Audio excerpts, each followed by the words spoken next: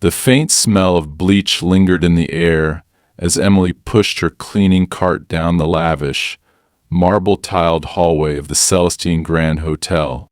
Her sneakers squeaked softly against the floor, each step a reminder of the mundanity of her job.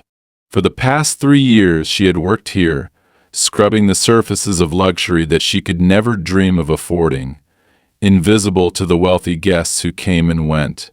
She was just the help, a presence no more significant than the background music in the lobby or the glinting chandeliers overhead.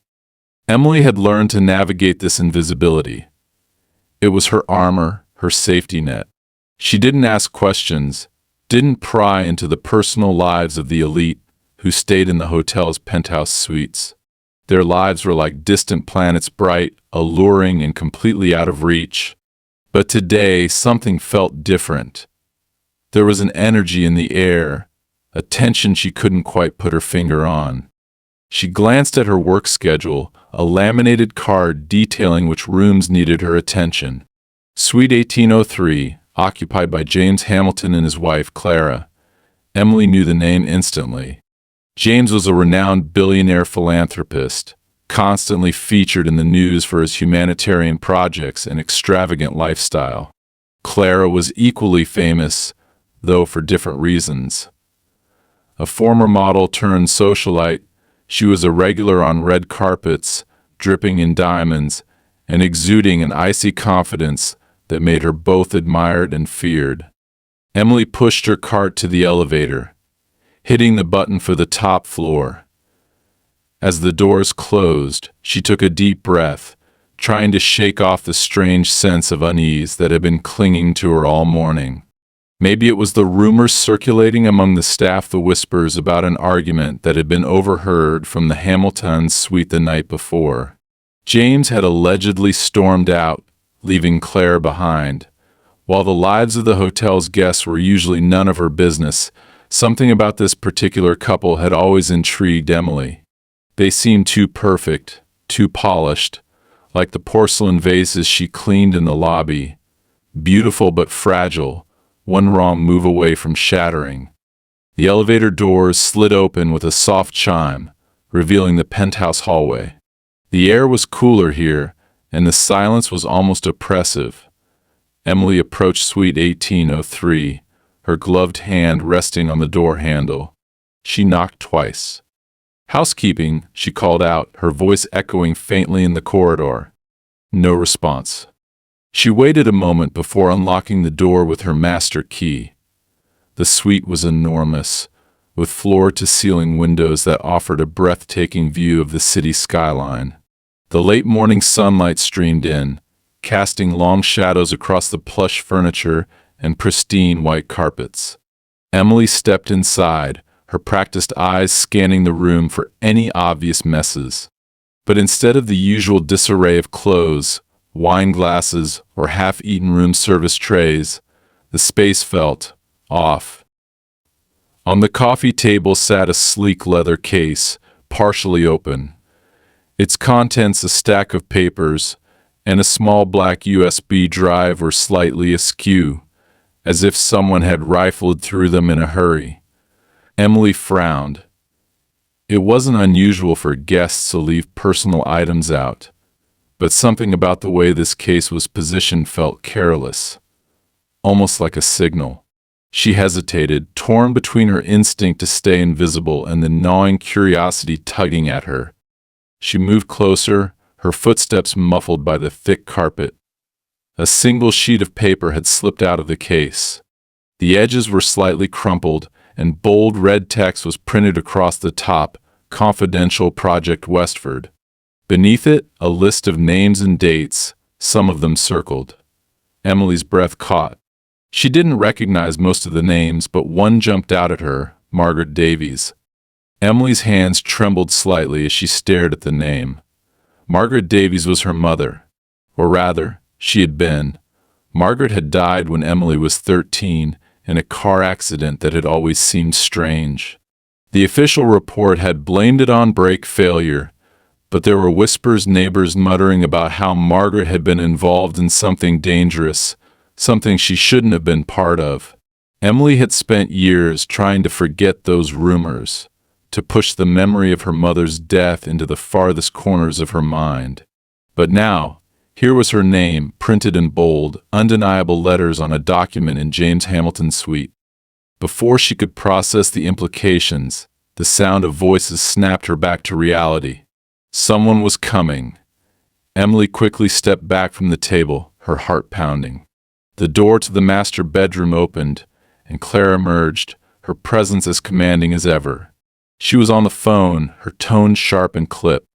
"I don't care what he says," Clara was saying. "We're too far along to back out now. Tell him to meet me at the usual place tonight." She paused, listening to the response on the other end.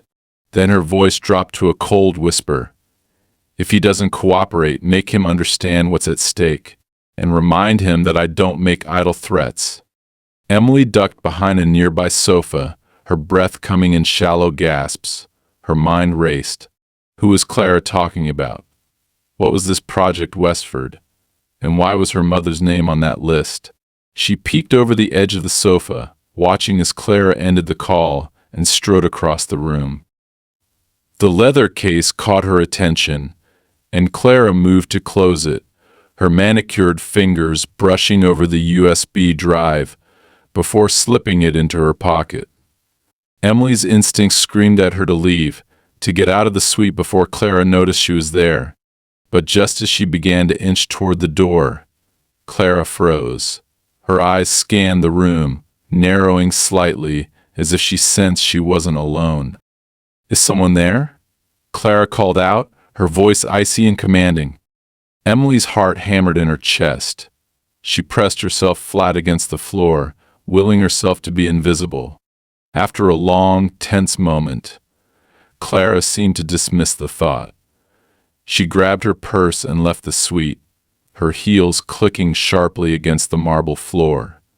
When the door finally clicked shut, Emily allowed herself to breathe again. She scrambled to her feet, her mind reeling. Whatever was happening, it was bigger than her. But the mention of her mother's name had made it personal. Without fully understanding why, Emily grabbed the piece of paper from the coffee table and slipped it into her pocket. She didn't know what she was getting herself into, but one thing was clear: she couldn't just walk away. This wasn't just a job anymore. It was the beginning of something far more dangerous. Emily's mind was a storm as she pushed her cleaning cart back into the service elevator. The paper in her pocket felt heavier than it should, as if the weight of her mother's name alone could anchor her to the ground. She leaned against the cold metal wall, clutching the cart handle for support. Margaret Davies. What was her name doing there? And what did it have to do with James Hamilton?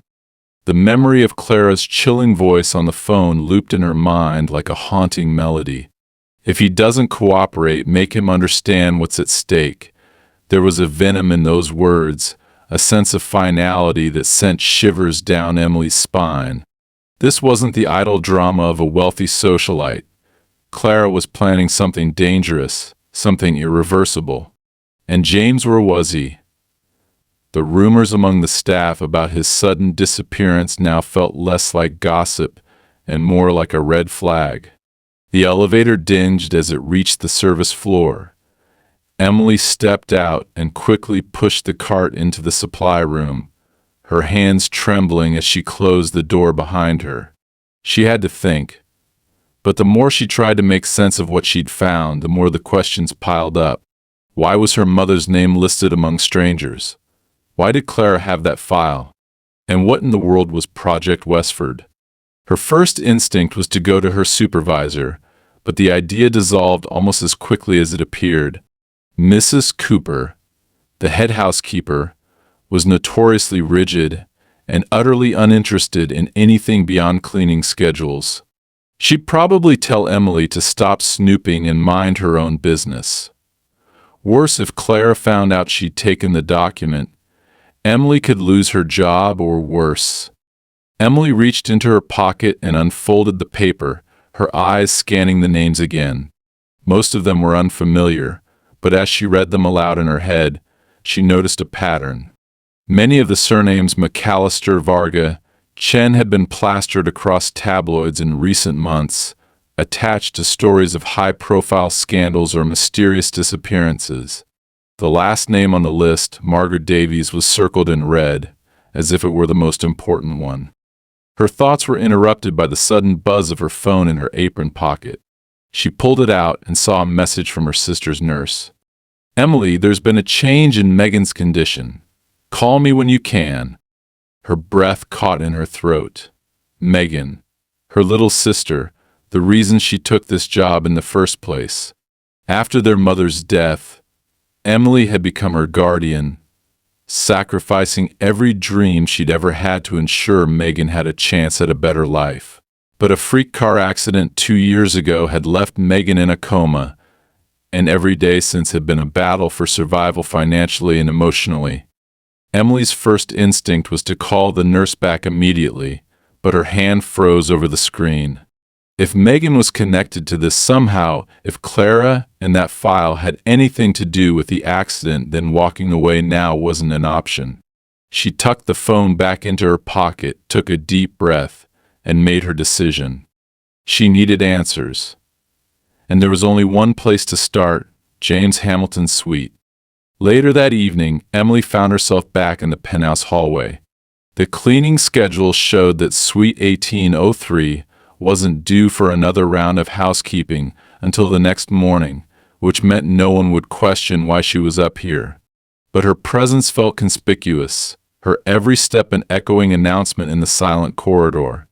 She reached the suite and slid her master key into the lock, her heart pounding as she turned the handle. The room was dark, save for the faint glow of city lights spilling in through the windows. The leather case was gone, as was Clara's purse. The coffee table was spotless, with no trace of the chaos from earlier that day. But Emily wasn't here for what was gone, she was here for what might have been left behind. Moving quickly, she began searching.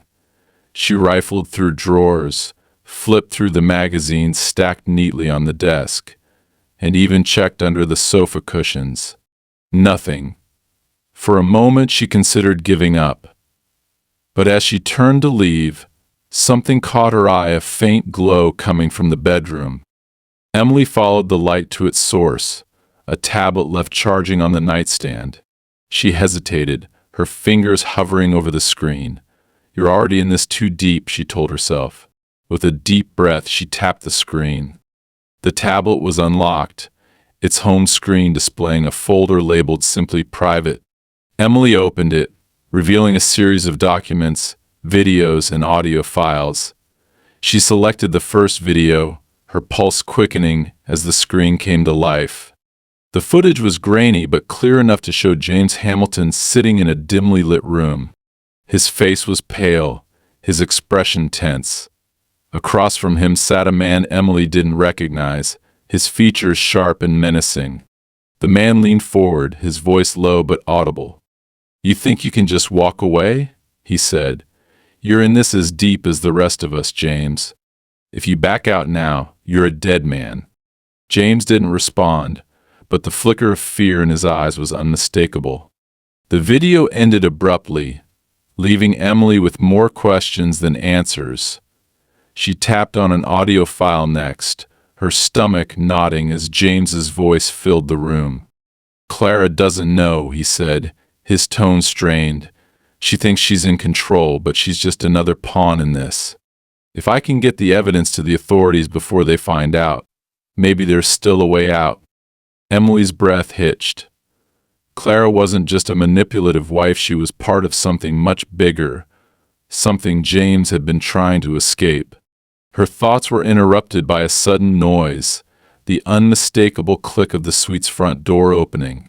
Emily froze, the tablet still in her hands. "Who's there?" Clara's voice rang out, sharp and demanding. Emily scrambled to hide, darting into the walk-in closet and closing the door just as Clara entered the bedroom. Through the narrow gap between the doors, Emily watched as Clara scanned the room, her gaze narrowing when she noticed the tablet on the bed.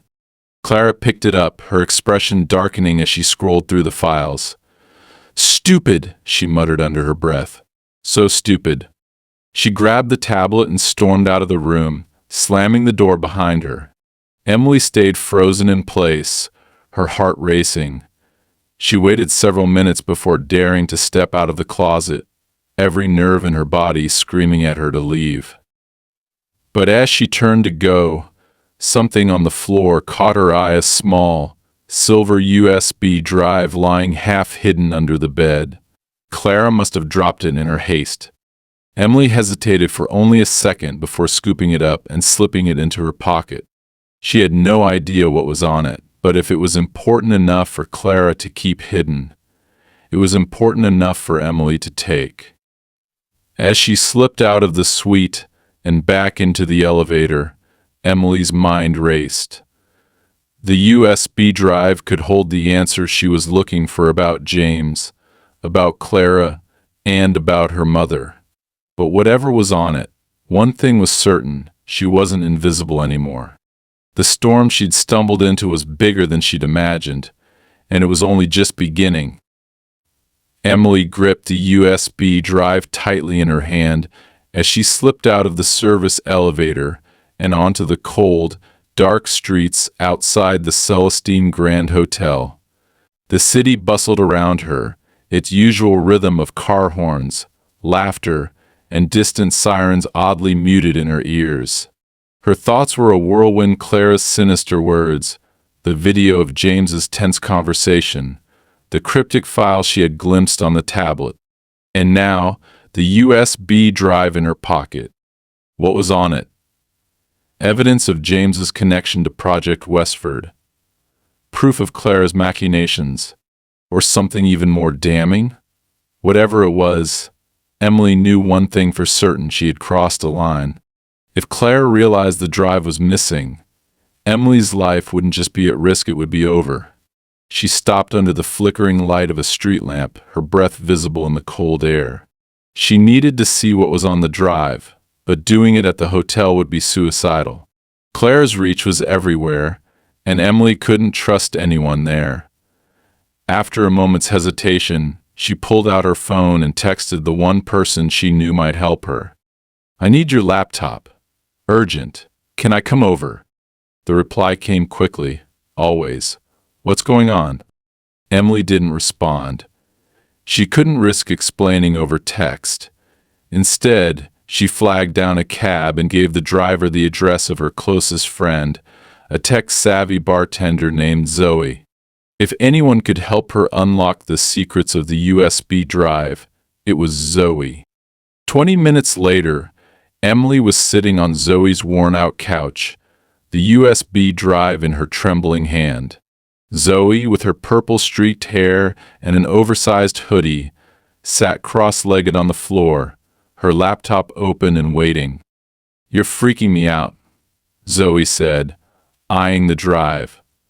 "What's on this thing? You look like you've seen a ghost." "I don't know," Emily admitted, her voice barely above a whisper. "But it's dangerous, and I think it's connected to my mom." Zoe's brow furrowed, but she didn't press for details. Instead, she gestured toward the laptop. "Let's find out." Emily handed her the drive, watching as Zoe plugged it in and navigated to the files. The screen filled with folders, each labeled with dates and cryptic titles: Westford_Financials, Ops_log_alpha, Davies_report. Emily's breath caught at the sight of the last folder. Davies, that's my mom's name. Zoe clicked on it, and a series of documents appeared. The first was a scanned police report from 15 years ago, the official account of Margaret Davies's car accident. Emily leaned closer, her stomach churning as she read the familiar words. Brake failure. No evidence of foul play. Case closed. But beneath the scan was a handwritten note. Davies discovered Westford's offshore accounts. Termination authorized --m.c. Emily's heart stopped. Termination, she whispered, the word tasting bitter in her mouth. Zoe scrolled further, revealing a series of emails between someone identified as MC and Clara Hamilton. The messages were cold, clinical, and utterly damning. "Clara, she's asking too many questions. I've tried to buy her off, but she won't let it go. MC, handle it. If she goes public, we all burn." Clara understood. "It'll look like an accident." Emily covered her mouth with her hand, bile rising in her throat. Her mother's death hadn't been an accident. It had been murder carefully planned and executed by Clara and this MC. Zoe glanced up at her, her expression grim. "Emily, this is." "I know," Emily said, her voice shaking. "Keep going." The next file was a video, dated 3 days ago. Zoe clicked play, and the screen filled with the image of Clara sitting across from a man in a dimly lit room. The man's face was obscured, but his voice was deep and commanding. "You've been sloppy," he said. "Hamilton's starting to suspect. If he finds out about Westford, he'll take it to the authorities." Clara laughed, a chilling sound. "James is too naive. He thinks I love him. He'll never see it coming." "And the girl?" the man asked. Clara's expression darkened. "She's a problem. If she keeps poking around, she'll end up like her mother." Emily's blood ran cold. They were talking about her. Zoe paused the video, turning to Emily with wide eyes. "What the hell have you gotten yourself into?" Emily didn't answer. Her mind was racing. Clara had killed her mother to protect Project Westford, and now she was planning to do the same to Emily. But the mention of James gave her pause. If he was suspicious of Clara, maybe he wasn't part of the conspiracy after all. Maybe he could help. But first she needed to find him. The next morning, Emily made her way back to the hotel, her nerves on edge. She had spent the night piecing together a plan, and now it was time to act. Clara's meeting with the shadowy man from the video had to be connected to Project Westford, and if Emily could figure out where it was happening, she might be able to find James, or at least get more evidence to bring Clara down. She slipped into the housekeeping office, grabbing a fresh uniform to avoid suspicion. As she moved through the halls, she kept her head down, listening carefully to the chatter of the staff. "Did you hear about Mrs. Hamilton?" one of the maids whispered to another as they passed by. "She was up all night on the phone. Something about a big meeting downtown." Emily's ears perked up. A meeting downtown. That had to be it. She made her way to the lobby, her eyes scanning the room for any sign of Clara. Instead, she spotted one of Clara's assistants, a tall man in a crisp black suit, speaking quietly with the concierge. Emily ducked behind a pillar, straining to hear their conversation. "Everything is set for the meeting," the assistant said. "She'll arrive at the Westmont building at noon. Make sure security is tight." The Westmont building. That was her destination. By the time Emily arrived at the Westmont building, her heart was pounding. The sleek glass skyscraper loomed over the city, its lobby bustling with businessmen and women. Emily stepped inside, blending into the crowd as best she could. She spotted Clara almost immediately. The woman was dressed in a tailored black suit, her posture rigid as she spoke with a group of men in dark suits. Emily kept her distance, slipping into a nearby elevator and pressing the button for the top floor. When the doors opened, she found herself in a massive conference room with floor-to-ceiling windows overlooking the city. At the center of the room was a long table, and on it sat a series of documents and laptops undoubtedly related to Project Westford. Emily quickly snapped photos with her phone, her hands shaking as she documented everything. But just as she turned to leave, a voice stopped her cold. Well, Clara said, stepping into the room. "Look who's been snooping." Emily spun around, her back to the window. Clara's expression was icy, her lips curling into a dangerous smile. "I knew you were trouble," Clara said, taking a step closer. "But I didn't think you'd be stupid enough to come here." Emily's mind raced. She could hear footsteps approaching security, no doubt. She was out of time. With a sudden burst of adrenaline, Emily grabbed a laptop from the table, and hurled it at Clara, who ducked with a startled cry. The distraction gave Emily the opening she needed. She darted past Clara and into the hallway, her lungs burning as she sprinted toward the stairwell. The sound of footsteps and shouting followed her as she descended, but she didn't stop. She couldn't. Not until she was safe, and not until she found James. By the time she reached the street, Emily was gasping for air, her phone buzzing in her pocket. She pulled it out and saw a message from Zoe. "Found something. Call me." Without hesitation, Emily dialed Zoe's number, her voice trembling as she spoke. "What is it?" "It's about James," Zoe said. "I tracked some of the files on the USB drive. He's being held at an abandoned factory on the outskirts of town. Emily, they're planning to kill him." Emily's grip tightened on the phone. "Not if I get there first." She hung up, her fear replaced by determination. For James, for her mother, for Megan. It was time to end this. The first battle had been fought, but the war was just beginning. The cab sped through the industrial outskirts of the city, the once familiar hum of car engines and city life fading into the eerie silence of abandoned warehouses and crumbling factories. Emily clutched her phone tightly in her hand, replaying Zoe's words in her mind. James is being held at an abandoned factory. They're planning to kill him. Her heart pounded against her ribs as she stared out the window at the desolate landscape. Rusted gates and graffiti-covered walls loomed in the distance, and the faint glow of the setting sun cast long shadows that seemed to swallow everything in their path. She couldn't shake the feeling that she was heading straight into a trap, but what choice did she have? James was her only lead to unraveling the truth about Clara, Project Westford, and her mother's death. "Here," Emily said to the cab driver, her voice shaky as she pointed to a decaying factory with shattered windows and a collapsing roof. The driver glanced at her in the rearview mirror, his brow furrowed.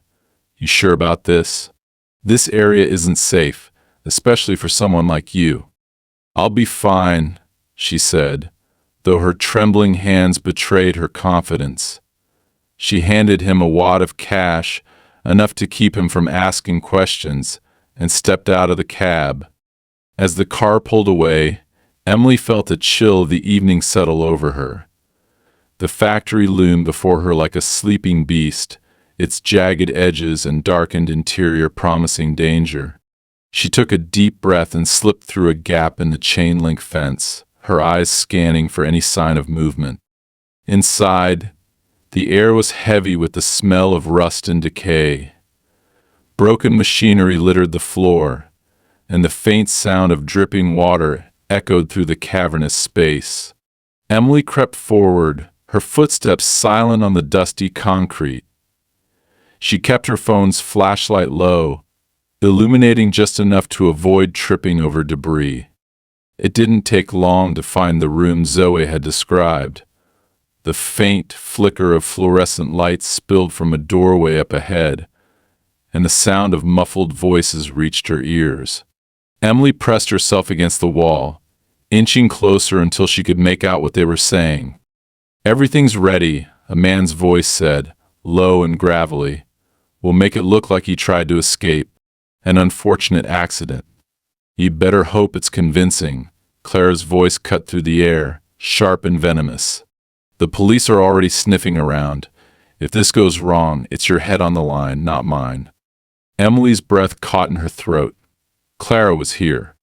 She peered around the corner and saw them, Clara, dressed in a sleek black coat, her expression cold and unyielding, and two men standing beside her, their faces shadowed but their postures radiating menace.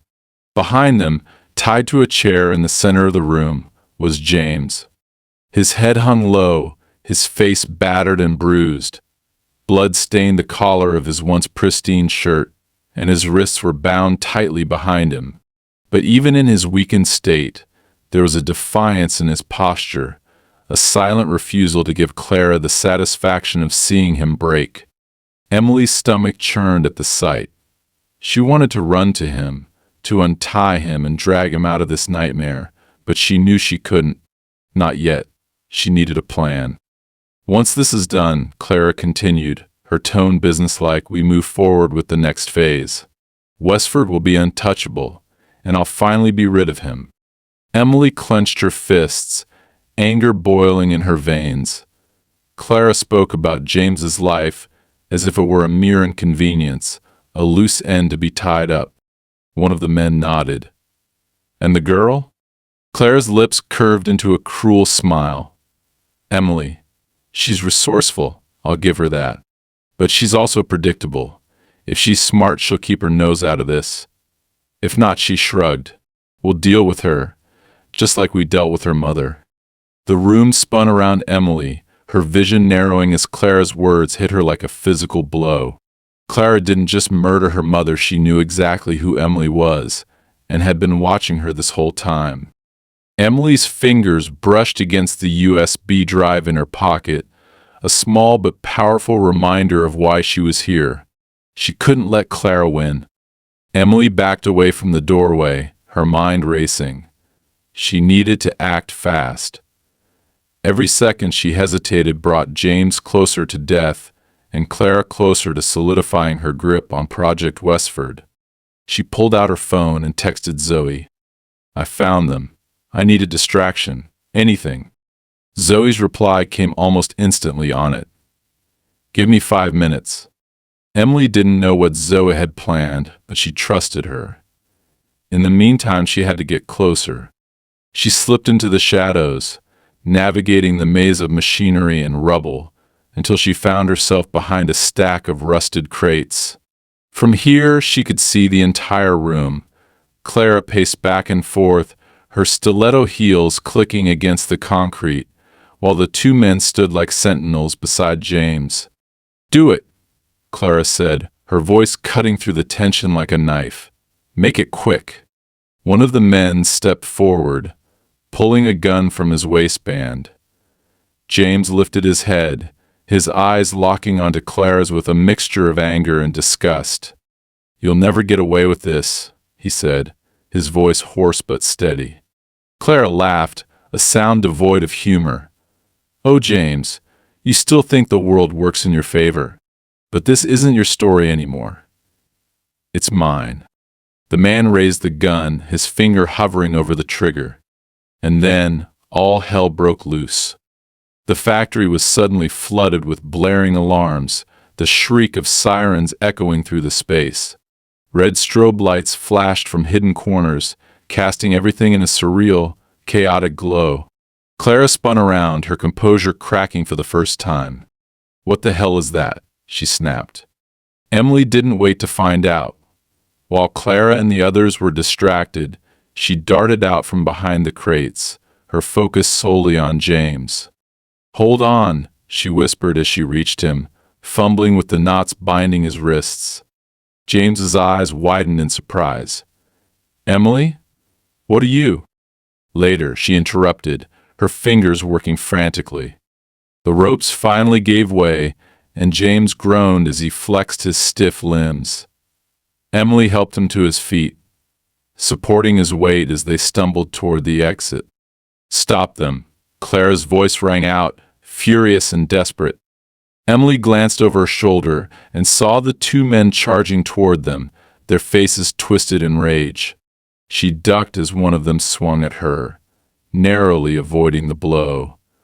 James, though weakened, managed to throw a clumsy punch that sent the man reeling. Keep moving, Emily shouted, dragging James forward. They burst out into the open air, the cold night hitting them like a slap. Ahead, Emily saw a figure waving at them from behind a parked car.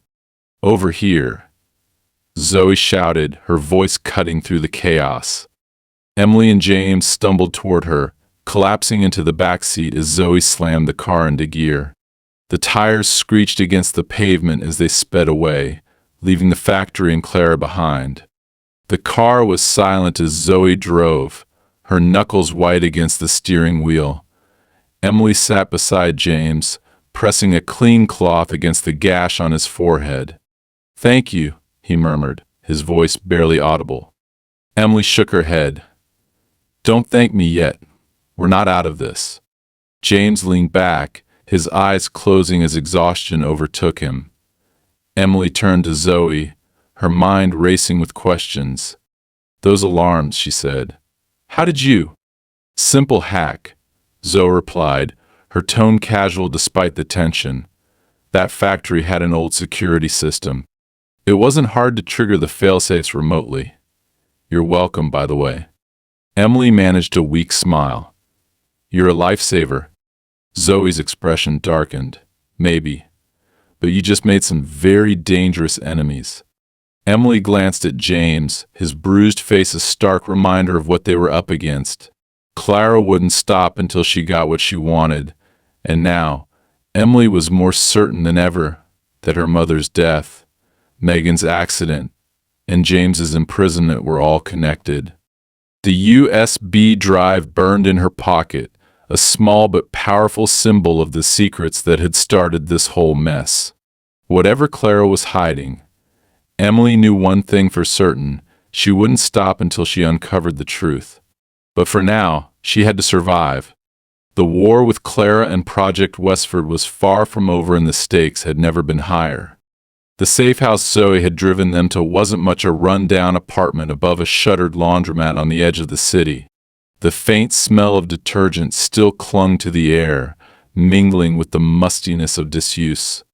Emily helped James onto the faded couch, wincing as he groaned in pain.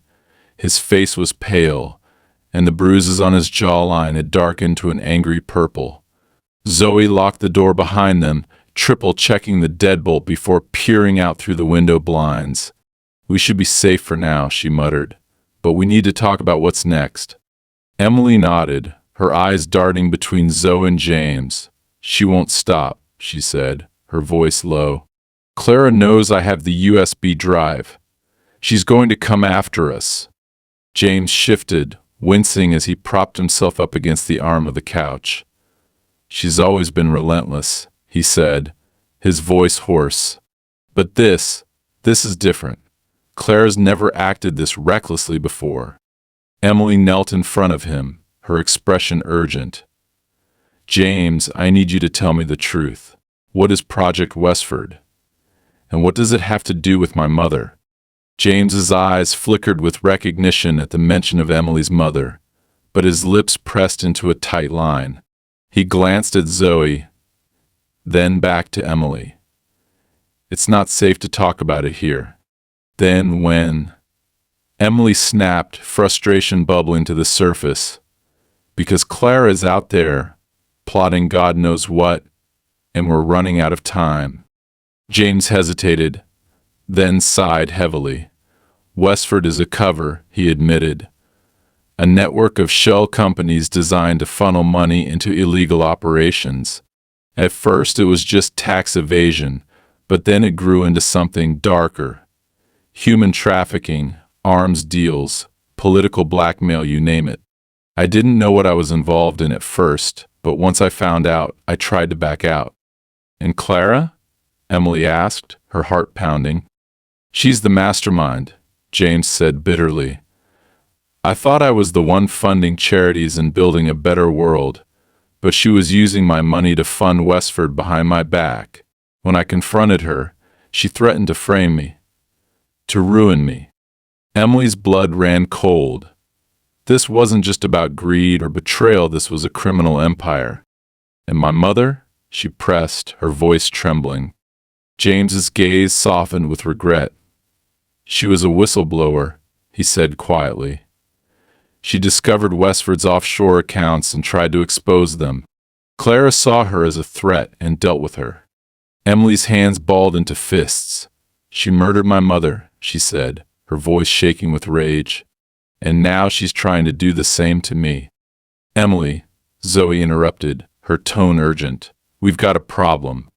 Emily turned to see Zoe holding up her laptop, the screen glowing with a live news broadcast. "Breaking news, billionaire James Hamilton missing amid allegations of corruption." The news anchor's voice filled the room.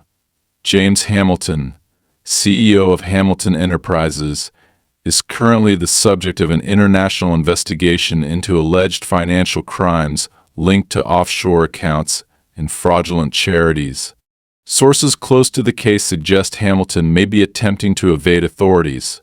His wife, Clara Hamilton, has publicly condemned his actions, calling them a betrayal of trust.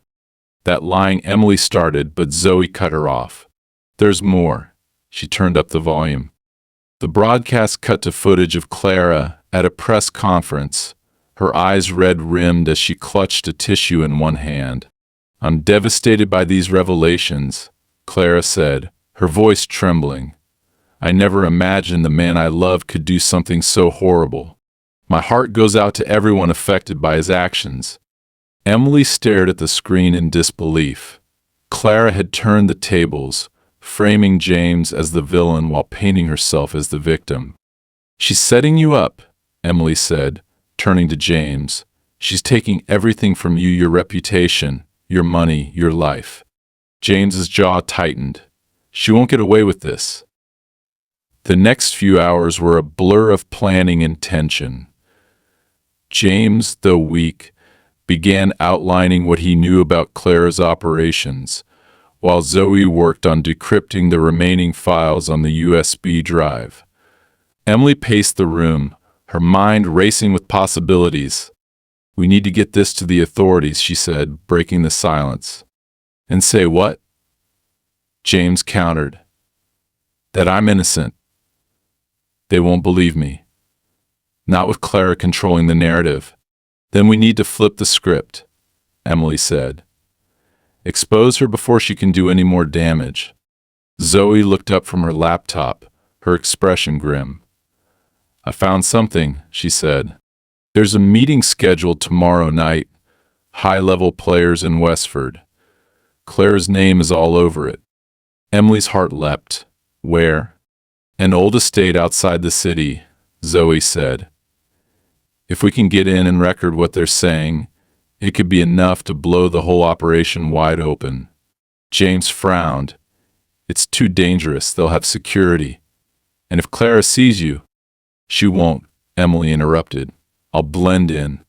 They won't even know I'm there." James didn't look convinced, but he didn't argue. The estate was a sprawling, ivy-covered mansion surrounded by acres of dense forest. Emily arrived just after dusk, dressed in a borrowed evening gown that Zoe had somehow managed to procure.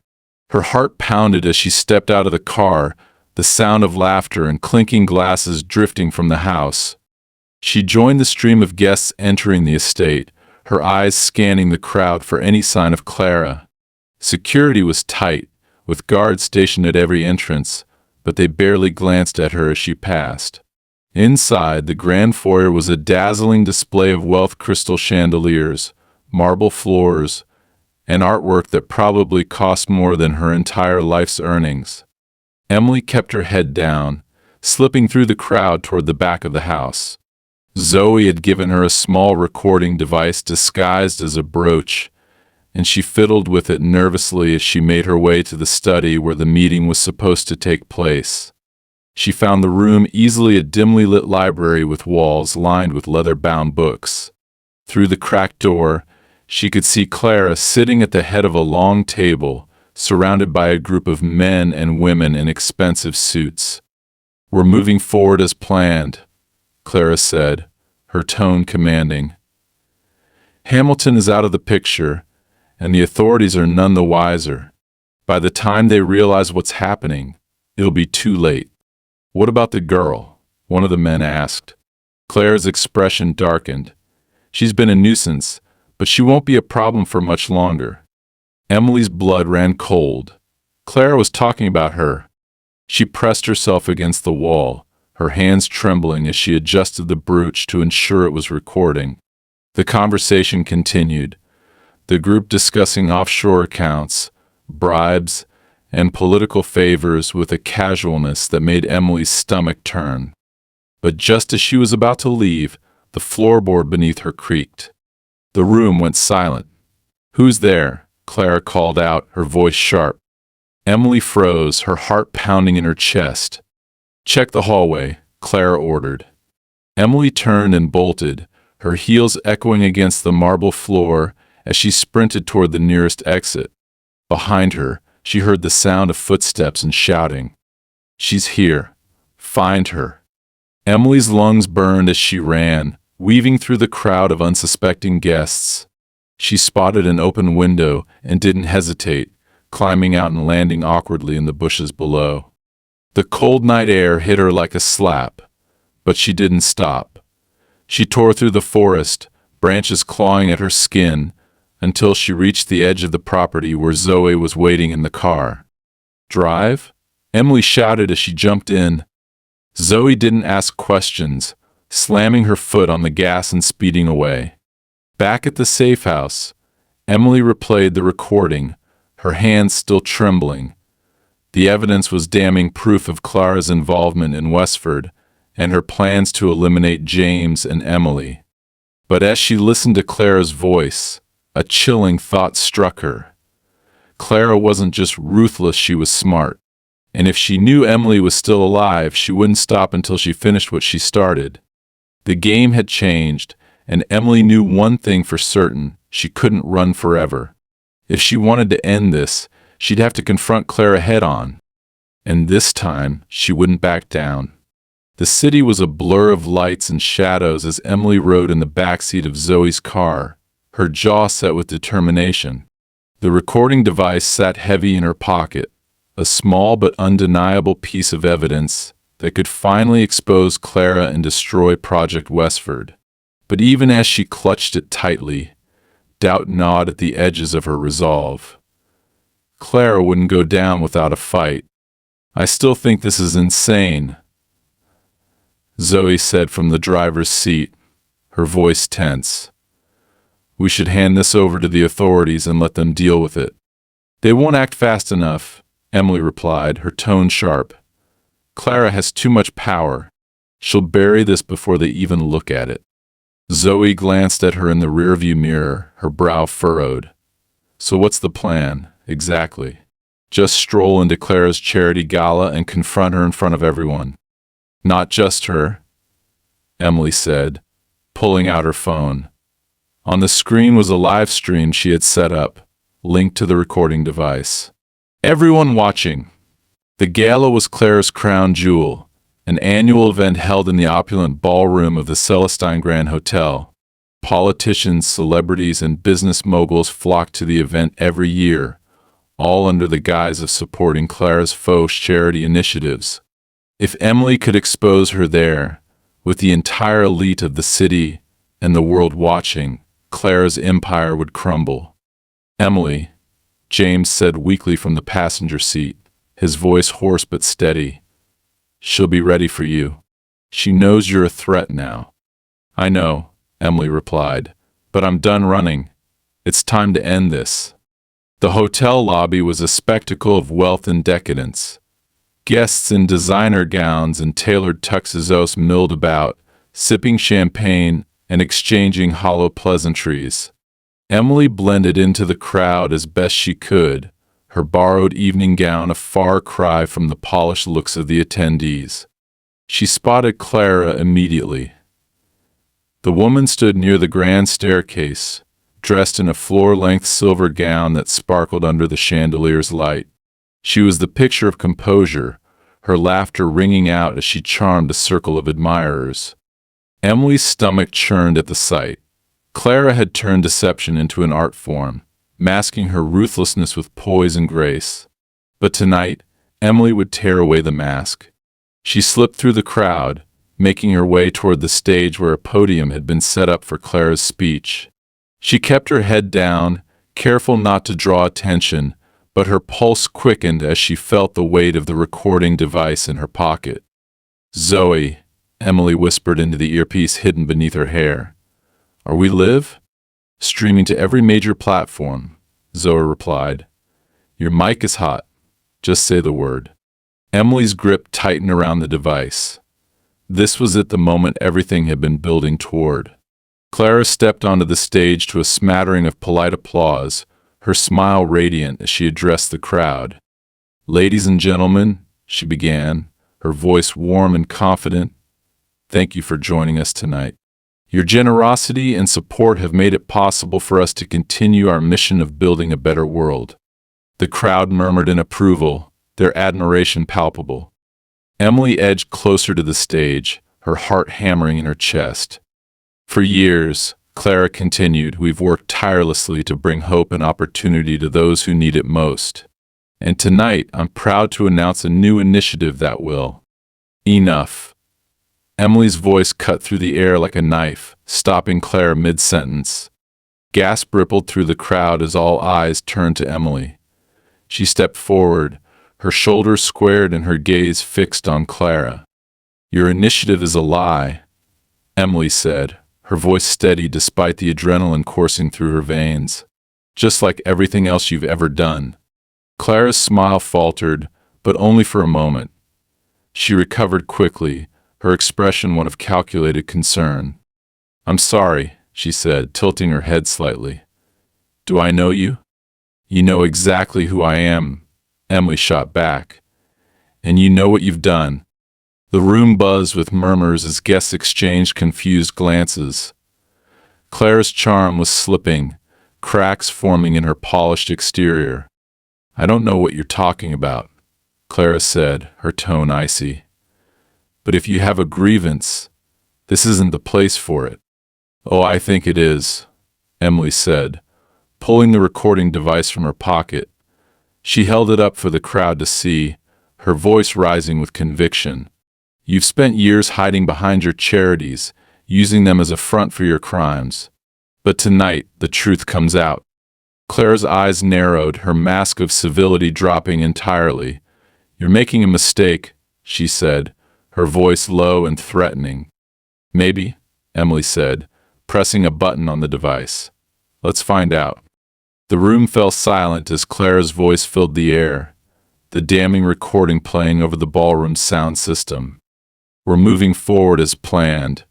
Hamilton is out of the picture, and the authorities are none the wiser." Gasps echoed through the crowd, followed by a wave of stunned whispers. "What about the girl?" another voice asked on the recording. Clara's response was cold and unmistakable.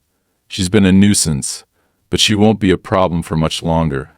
The reaction was immediate. Guests began pulling out their phones, recording the scene as Clara's carefully constructed world began to unravel.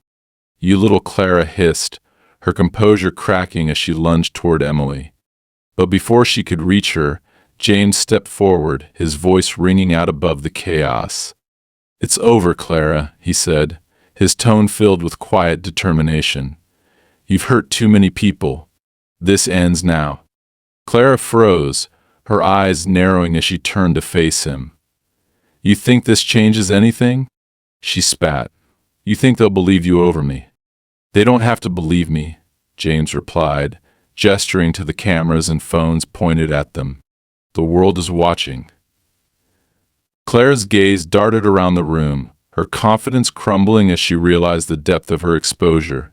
For the first time, she looked vulnerable, her power slipping through her fingers. "Get her," she barked to the security guards flanking the stage. But before they could move, the sound of sirens filled the air. Red and blue lights flashed through the ballroom windows as police officers poured into the room. "Clara Hamilton," an officer announced, stepping forward with his weapon drawn. "You're under arrest for conspiracy, fraud, and multiple counts of murder." Clara's face twisted with fury as she was handcuffed and led away. The crowd parted to let her pass, their expressions a mixture of shock and disbelief. Emily watched her go, a mixture of relief and exhaustion washing over her. It was over. Hours later, Emily stood outside the hotel, the cold night air soothing against her flushed skin. James approached her, his expression weary but grateful. "You did it," he said, his voice filled with quiet admiration. "We did it," Emily corrected. James hesitated, then placed a hand on her shoulder. "I don't know how I'll ever repay you." "You don't have to," Emily said, her gaze fixed on the horizon.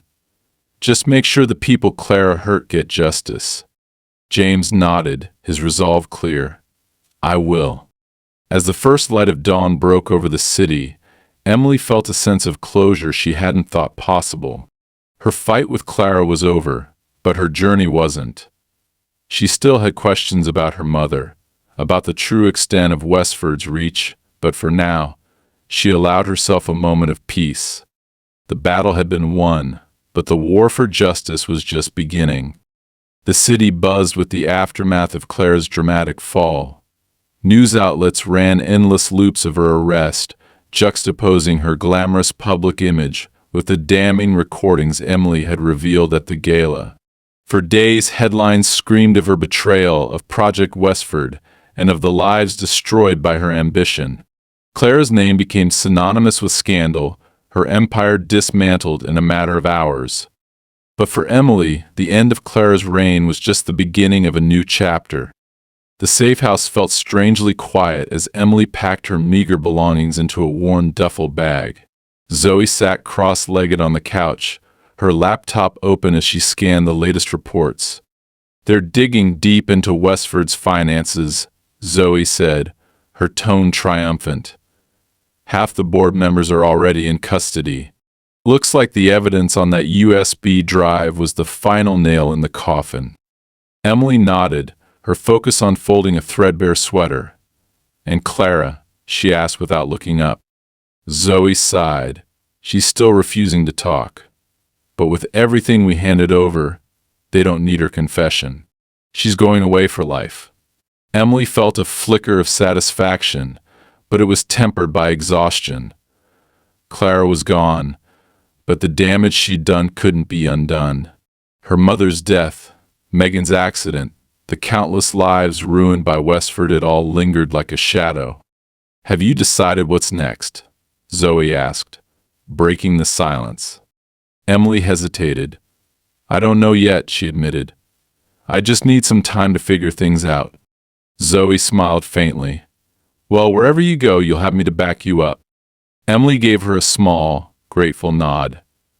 Thanks, Zoe, for everything. Later that day, Emily found herself standing outside the hospital where Megan had spent the last 2 years.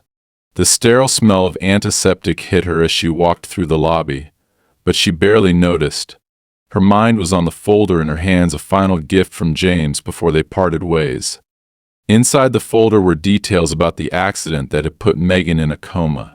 Clara's involvement had been subtle, buried under layers of intermediaries, but it was there, a falsified maintenance report, a bribe to a local official to close the case quickly.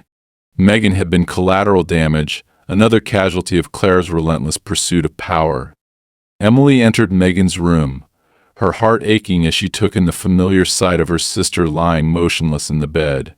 Machines beeped softly, a steady rhythm that had become both a comfort and a torment. Hey, Meg, Emily said softly, pulling a chair closer to the bed. It's me. I did it. Claire's gone. She can't hurt anyone else.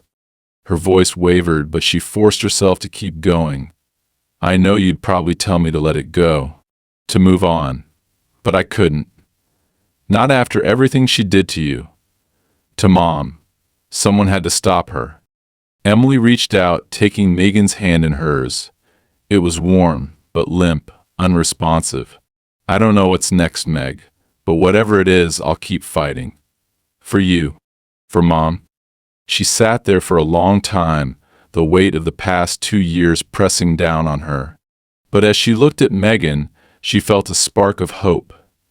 Maybe this wasn't the end. Maybe there was still a way forward. A week later, Emily met with James in a quiet cafe on the edge of the city. He looked better, healthier, more composed, but the toll of recent events was still visible in the lines on his face. Thanks for coming, he said as she sat down. I wasn't sure I would, Emily admitted. After everything, I wasn't sure what else there was to say. James nodded, his expression thoughtful. I don't blame you. But I wanted to see you before you disappeared again, to thank you properly. He slid a slim envelope across the table. Emily frowned, picking it up and opening it cautiously. Inside was a check, the amount enough to make her blink in disbelief. "I can't take this," she said, pushing it back toward him. "You can," James insisted, "and you should. It's not a reward or a handout, it's an investment. In you." Emily shook her head. "Money doesn't fix everything." "No, it doesn't," James agreed. "But it can open doors. You've spent years fighting battles you shouldn't have had to fight. Maybe now you can start winning some of them." Emily hesitated, her fingers brushing against the edge of the check. Finally, she sighed and tucked it back into the envelope. "Fine, but I'm not using it for myself. I'm using it for Megan." James smiled faintly.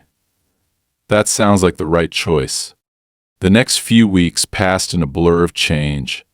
Emily used the money to move Megan into a state-of-the-art rehabilitation facility, one that offered experimental treatments and the best care available. The doctors were cautiously optimistic, but Emily didn't need promises, she needed hope, and for the first time in years she had it. Meanwhile, she began looking into other victims of Westford. The names on the USB drive haunted her, each one representing a life shattered by the network's greed and corruption. Emily couldn't help all of them, but she could start somewhere.